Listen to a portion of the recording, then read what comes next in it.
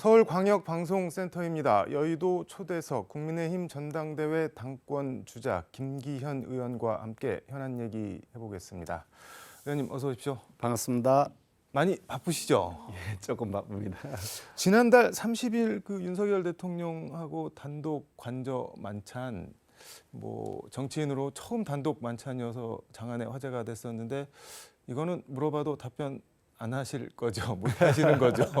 사실 저는 네. 그걸 제가 발설한 적이 네. 없었는데 어디에서 그게 나가서 보도가 되는 바람에 며칠 동안 아주 곤혹스러웠습니다. 사실 확인 여러 가지 전화들을 받았는데 네. 그렇다고 거짓말을 할 수는 없는데 그렇다고 미주알 고주알 다 그렇게 말씀드리기가 좀 곤란한 자리 아니겠습니까? 네. 그래서 아주 난처한 상황이었는데요. 하여간 대통령하고 이 소통을 자주 하는 것이 굉장히 중요하다 저는 생각을 하고요. 네. 그만큼 네. 공감하고 소통할 수 있는 능력이 있는 분이시기 때문에 자주 대통령과 네. 집권당이 의논을 하는 것이 국민들에게 네. 안정감도 주고 정책의 일관성이나 또 정책의 집행력 이런 것을 높일 수 있다. 저는 그렇게 생각합니다. 구체적으로 어떤 말을 하셨는지는 제가 여쭙지는 않겠는데 교감 말씀을 해주셨는데 교감은 많이 하고 오신 건가요? 그러면은 그렇다고 말씀드릴 수는 있겠습니다만 구체적인 말씀을 제가 다 드리는 것은 네. 적절하지도 않고 그래서 알겠습니다. 이 얘기는 여기까지 하고 오늘 국민의힘 의원들 공부 모임 국민 공감이 공식 출범식을 국회에서 했는데 갔다 오셨나요? 예, 참석을 했다고요.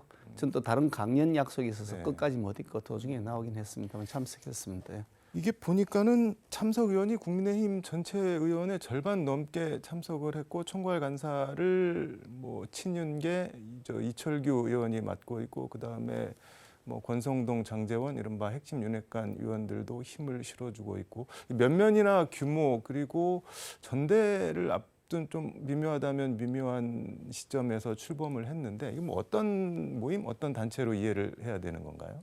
저는 참 창립할 때부터 제가 그 멤버로 참여한 사람이고요. 네. 또 그리고 이제 저는 그런 활동이 필요하다고 생각하는 사람입니다. 그러니까 저는 각 의원들이 특히 여당 의원이 되면 실력을 키워야 된다고 봅니다. 네. 그냥 시류에 따라가는 것이 아니라 이런 현안이 생겼는데 그러면 왜 이런 현안이 생겼고 그럼 해결책은 뭐냐? 우리 고민의 접점이 어디에 있는 것이냐? 이런 걸 서로 공감하면서 우리 정책 방향을 이렇게 해야 되겠다. 그것이 우리 민생의 보탬이 되겠다. 이런 것을 모여가지고 같이 의논해야 되거든요. 그리고 공모임은 활성화되면 될수록 좋다. 그걸 자꾸 개파 모임이니 이런 형태로 자꾸 이렇게 굴레를 씌우는 것은 적절하지 않다고 생각합니다. 알겠습니다. 전당대회 얘기해 보겠습니다. 2월 말 3월 초로 확정이 돼 가는 건가요? 어떻게 되는 건가요? 제가 사실 지도부에 있는 네. 입장이 아니고 또 선수이기 때문에 심판이 룰을 정하는데 이래라 저래라 말씀드리기는 적절하지 않습니다만은 여전히 지금도 늦었다. 하루라도 빨리 전당대회를 하는 것이 맞다는 생각을 가지고 있고요. 네. 대략 지금 나오는 건 2말 3초 그런 것 같은데 그보다 더 늦춰져서는 안 된다. 네. 그때까지는 아무리 늦더라도 마쳐야 된다고 생각합니다. 룰 얘기 말씀을 해주셨는데 현재 당원대 일반 여론조사가 7대 3인데 이거를 9대 1 정도로 당원 비율을 늘리자 이런 얘기가 계속 나오는 것 같은데 가능성이 있는 얘기인가요? 아니면 그냥 하는 말인가요? 어떻게 봐야 되나요? 선거법도 국회의원 선거법도 네. 국회의원 선거를 앞두고서 선거제도를 많이 바꾸지 않습니까? 선거운동의 방법도 바꾸기도 네. 하고 그러니까 상황에 맞춰서 룰도 가변성을 가지는 것이 너무나 당연하다. 그래서 법률도 개정하는 것이고 그런 거 아니겠습니까? 룰 변경 얘기를 꺼낸 거는 이게 지금 여론조사 1위가 유승민 전 의원으로 나오는데 당원 비율 올리고 여론조사 비율 낮추는 거 결국 유승민 의원 겨냥한 거 아니냐 이런 지적도 나오는데 그거는 어떻게 보시나요? 각자 입장에서는 이런 생각도 저런 생각도 하겠죠. 그런데 객관적으로 본다 그러면 그거는 비대위에서 정하는 것이고 당 지도가 정하는 것이니까 선수는 그것을 그 룰에 따라서 하면 되는 것이다. 저는 그런 입장입니다. 모셔놓고 유승민 의원 얘기를 물어봐서 그런데 한 개만 더 물어보겠습니다. 오늘 KBS 라디오 최경영의 최강시사 거기 나와서 유승민 의원이 룰 변경에 대해서 축구하다가 골대 옮기는 격이다, 3류 코미디다, 찌질하다 이렇게 원색적으로 비난을 했습니다. 어떻게 봐야 될까요? 아직 축구 시작도 안 했는데 지금. 시작도 안 했나요? 축구 아직 시작 안 했지 않습니까? 네. 축구 휘슬 불고 나서 공을 차고 있는데 바꾼 게 아니고 이번 월드컵에서는 어떤 룰을 적용할 것이냐, 오프사이드를 어디까지 허용할 것이냐 그리고 어디까지 뭐 골라인 아웃이라고 볼 거냐 아닐 거냐 그런 거를 정하고 월드컵을 시작하지 않습니까? 네. 그러니까 아직 안 정했는데 이제 정하려 하고 있는데 뭐 축구 시합 중에 골대를 바꿨다는 거는 잘 이해가 안 됩니다만. 알겠습니다. 주호영 원내대표가 그 현재 당권 주자로 거론되는 사람들 뭐 이름을 거론하면서 성에 조금 덜 차는 거 아니냐 뭐 이런 발언을 했는데 이건 뭐 어떻게 이해를 해야 될까요? 저도 잘 이해가 안 돼서요. 이해하기 어렵습니다. 뭐 우리 당 내부에서 뭐 있었던 발언을 가지고 자꾸 알고알고하는 게 별로 그렇게 바람직하지 않다는 생각 때문에 제가 발언을 굉장히 절제하고 있는데요. 네. 당에서 열심히 뛰는 사람들이 있으면 그 사람이 진가를 잘 발휘할 수 있도록 뒷받침해 주는 것이 당 지도부 역할이다. 그런 원론적 말씀을 드리고 싶습니다. 알겠습니다. 그 한동훈 장관 차출설에 대해서는 뭐 정리가 된 것 같은데 대통령이 지금 법무부 장관이 그런 거 할 때가 아니다 이렇게 뭐 주변에 얘기를 했다는 게 보도가 쭉 나왔는데 정리가 된 건가요? 그러면 어떻게 봐야 되나요? 저는 그게 왜 정리할 대상도 아닌 이슈를 왜 갑자기 불거져 나오게 했는지 이해가 안 됩니다만은 네. 제가 알기로도 대통령은 그런 생각을 전혀 갖고 있지 않는 것으로 알고 있고요. 그런 뜻을 이미 아마 그 대통령과 가까운 분들이 또 이미 밝힌 것으로 이해를 하고 있습니다. 네. 지금 한동훈 장관 같은 분은 사실 이게 뭐 이 범죄와의 전쟁을 지휘하고 있는 분 아닙니까? 그런데 그런 마당에 이제 한참 이게 범죄와의 전쟁을 지휘하다가 그 자리를 그만두고 여당의 대표로 온다 그러면 그동안 법무부 장관으로서 했던 범죄와의 전쟁 지휘 네. 그게 어떤 정치적 목적을 가진 것이 아니냐는 오해를 받을 수가 있는 것이요. 네. 다만 한동훈 장관이 아주 소중한 인재고 또 국민들로부터 많은 네. 지지를 받고 있는 그런 인물이기 때문에 그 역할은 또 다른 방식으로 얼마든지 앞으로 주어질 수 있을 것이다. 저는 그렇게 생각하고 있습니다. 이게 근데 차출설이 나온 게 한동훈 장관 차출설이 나온 게 뭐 그냥 일각에서 말하기 좋아하는 사람들이 말하는 것도 있지만 주호영 원내대표나 정진석 비대위원장 같은 경우가 이제 관저 만찬 갔다 온 다음에 뭐 수도권, 뭐 MZ 세대, 미래 세대 여기에 소구할 수 있는 뭐 사람 이러면서 그러면은 한동훈 아니냐 뭐 이렇게 얘기가 된 것 같은데 어떻게 보셨나요? 뭐 저는 아닌가요? 모르겠습니다. 직접 뭐 그 두 분이 한동훈이라는 이름을 언급한 적은 없었던 걸로 제가 알고 있고요. 네. 좀 뭔가 해가 뭐 이렇게 이슈를 만들고 싶은 사람들이 끄집어낸 얘기일 것 같아 보이고요. 네. 민주당에서 그래 하면 좋아하겠죠. 만약에 한동훈 장관을 대표를 하자고 얘기가 나와서 그렇게 되면 민주당으로서는 공격의 소재가 생기니까 윤석열 정부가 완전히 뭐 정치 수사했다 뭐 이렇게 할 것 아니겠습니까? 네. 민주당이 좋아할 일이다. 그냥 뭐 네. 갑자기 그 불거져 나왔던 이슈고 근거 없는 것이기 때문에 별 네. 크게 그렇게 비중을 둘 일은 아니라고 봅니다. 알겠습니다. 이재명 민주당 대표 취임 100일 관련해서 페이스북에 재앙이다 이렇게 적으셨던데 이거는 어떤 뜻인가요? 사실 저는 여러 차례 그 한두 번이 아니고 여러 차례 최소한 10여 회 그런 지적을 했을 겁니다. 민주당에게 이재명 대표라는 분이 있다는 것은 민주당에게 엄청난 걸림돌이 된다. 당군 이래의 최대의 부동산 개발 비리라고 할 수 있는 그런 의혹의 몸통으로 의심받고 있고 그 주변에 척건들이 줄줄이 구속되고 있는데 그래도 나는 독야 청청하겠다. 나는 내 자리를 물러나지 않겠다라고 한다면 결국 민주당에게는 네. 엄청난 재앙이 될 것이다. 저는 사실 민주당 스스로가 네. 살아남기 위해서는 이재명을 지금이라도 버려야 된다.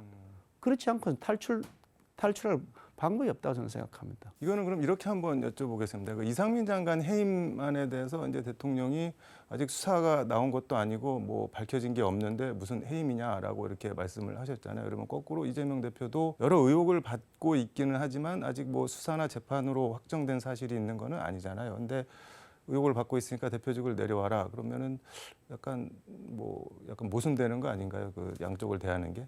구체적 증거에 관한 문제죠. 네. 그러니까 이미 구체적 증거로 뭐 정진상, 뭐 김현, 뭐 자기 핵심 측근이라는 사람 아닙니까? 유동규 다 마찬가지죠. 그런 사람들 또 그리고 지금 뭐 김만배, 남욱 이런 사람들이 진술을 통해서 나오고 있는 내용들을 보면 아니 그분이 지금 그 누군지 지금 뻔히 보이는 상황 아닙니까? 그분의 몫이다. 거꾸로 지금 용산에서 일어났던 이태원에서 일어났던 네. 그 참사 사건의 경우에는 용산 경찰서장에 대한 구속영장이 법원에서 기각이 됐습니다. 네. 그런데 어떻든 거기는 영상 경찰서장에게도 지금 책임이 있는지 없는지가 법원에서 불투명하게 보고 있는데 아니 그 위에서 무슨 책임을 지라는 거냐는 거죠. 이건 증거에 의해서 명확하게 드러난 거하고 이쪽은 아닌 거하고 차이가 있는 겁니다. 네. 무조건 의혹이라 한다 해서 다 모든 걸 책임지라고 할 수는 없잖아요. 근거가 있어야 되잖아요. 네. 그걸 똑같은 차원에서 본다는 건 그건 너무 넌센스다는 생각을 합니다. 알겠습니다. 가짜 뉴스 요새 뭐 논란이 많은데 대통령실발 고소 고발도 많고 일단 김건희 여사 뭐 빈곤 포르노 조명 사용 논란 관련해서 민주당 장경태 의원 대통령실에서 고발을 했고 그다음에 그 대통령 관저 정하는데 뭐 천공법사라는 사람이 뭐 연관됐다 이런 의혹을 제기한 정의당 그 김종대 전 의원이랑 김어준 씨도 대통령실에서 고발을 했는데 이거는 뭐 잘 하고 있는 건가요? 그렇게 해야 되는 게 맞는 건가요? 이게 정치적 현안들을 계속해서 사고화시키는 것 저는 옳지 않다고 생각합니다만은 네. 아니 본인들이 잘못한 것이 드러나면 사과를 해야 될 것 아닙니까? 이 장경태 최고위원도 마찬가지고요. 뭐 저 김어준 씨도 다 마찬가지고요. 또 뭐 저기 뭐 천공법사가 못됐다는 그 사람도 그 김종대 씨인가요? 뭐 네. 그 다 마찬가지인데 잘못한 것이 드러나면 잘못했다고 좀 사과를 하면 좋겠습니다. 김의겸도 마찬가지 아닙니까? 아니 명확하게 거짓말한 것이 들통이 났는데도 네. 끝까지 사과하지 않고 뭐 두루뭉술하게 뭐 넘어가면서 거꾸로 계속 김의겸 씨 지금 대변하고 있지 않습니까? 의원인데 그래도 김의겸 의원 김의겸 의견이죠, 맞습니다. 김의겸 의견은 맞는데 아니 그거 제 흑석 거사께서 흑석 선생이 흑색 선생이 되었다 지금 그러고 있는 상황 아닙니까?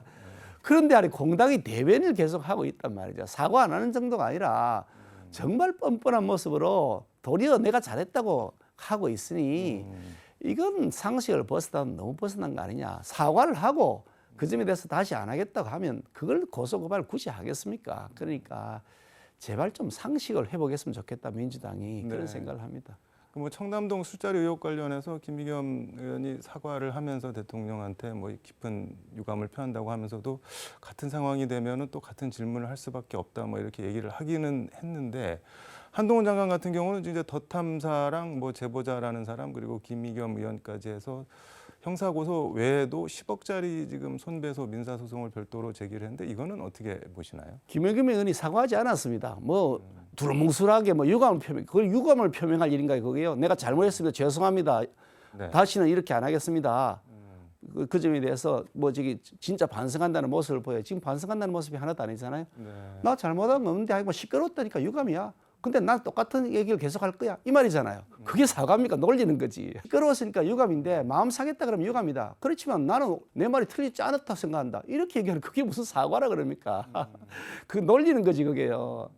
김의겸 의원 같은 경우는 뭐 돈으로 입을 막으려 한다 이렇게 아주 세게 반발을 하고 또 뭐 일각에서는 어쨌든 국회의원이 국감장에서 한 질의 의혹 제기인데 그거에 대해서 민사 소송을 제기하는 것은 이게 뭐 특히 법무부 현직 장관이 이렇게 온당하냐 뭐 이런 지적도 있는 것 같은데 이건 어떻게 그럼 보실까요? 그 뭐 소송하고 하는 것이 좀 바람직하다고 생각하지 않습니다. 네. 저도 뭐 그것을 소송해야 된다고 생각하는 사람은 아닙니다만 아니 자기가 잘했다고 큰 소리 치는데 그거 그냥 가만히 있으란 말입니까 그러면요?